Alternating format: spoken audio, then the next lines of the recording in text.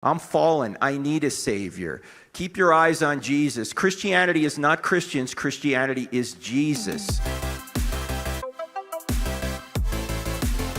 Several years ago, there was a movement called the Emergent Church that swept through our country and still is.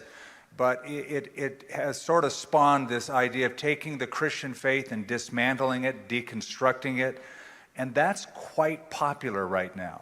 Would you just kind of address deconstruction Christianity? Yeah, I've just spent the last year or so researching deconstruction. First, let me ask, how many of you have heard the word deconstruction in the context of faith? Okay, so maybe half. So I'll give you a picture of what it looks like. I'm sure you've seen it, even if you don't know the word. It might be a Christian author, famous pastor, seminary professor, maybe an author or singer. A lot of musicians have done this, where they'll go on Instagram and say, you know, I've really been wrestling with my faith. I've had all these hard questions. Nobody could answer my questions. And so I'm out. I'm no longer a Christian. Probably the most famous one would be Josh Harris. Remember I Kissed Dating Goodbye, that iconic book from the 90s.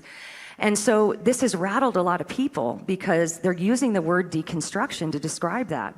And so what we see in the deconstruction movement is that ultimately at the core, it's a shift of authority.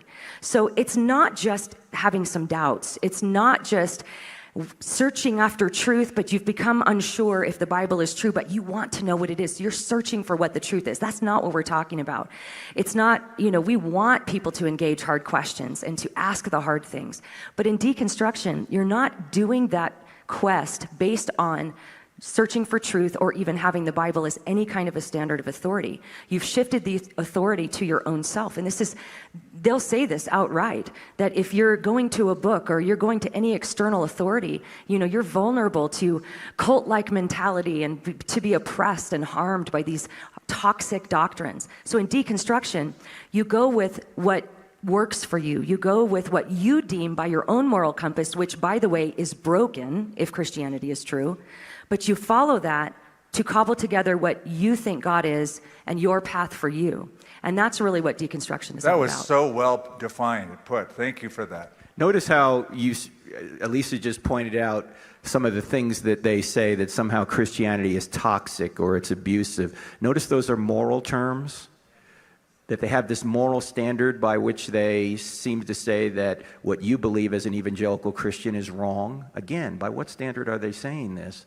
And it is true, however, we have to admit that Christians have not lived up to the Christian ethic, that we have all fallen from that. And Dr. John Dixon from, now he's at Wheaton, I believe, asks anyone who ever feels, well, let me just ask the question, how many people in here know of others who have stayed away from the faith, stayed away from God because Christians have been mean to them? Or they've been hypocrites, right? Yeah, most of us, right? Dixon asks you to ask those people this question. When somebody plays Beethoven poorly, who do you blame? You don't blame Beethoven.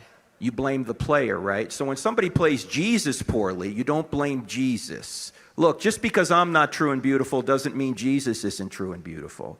I'm fallen. I need a Savior. Keep your eyes on Jesus. Christianity is not Christians. Christianity is Jesus.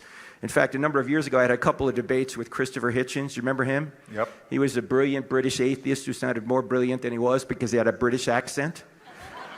And you can see these on our Cross-Examined YouTube channel. In any event, at one point in the debate, I turned to Christopher because he had written a book about how much evil Christians and other religions have done. And I said, you know what, Christopher, you're right. We have done evil. But you're proving our worldview. In order to have evil, you have to have good. And good only exists in an objective way if God exists. And so we are fallen. You wouldn't even know what evil was unless you knew what good was. Good only exists if God exists. C.S. Lewis famously said that you wouldn't know what a crooked line was unless you knew what a straight line was, right? So what is this standard of good in your worldview to say that we've done evil? You don't have it. But let me agree with you. We have done evil.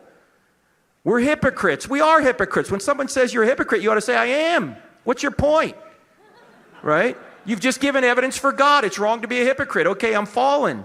And so when people tell me I can't go to church because there's too many hypocrites down there, I always say, come on down, pal, we got room for one more. The church is a hospital for sinners. It's not a country club for saints. All right? It would be like saying, I can't go to the gym because there's too many out-of-shape people down there. That's why they're there.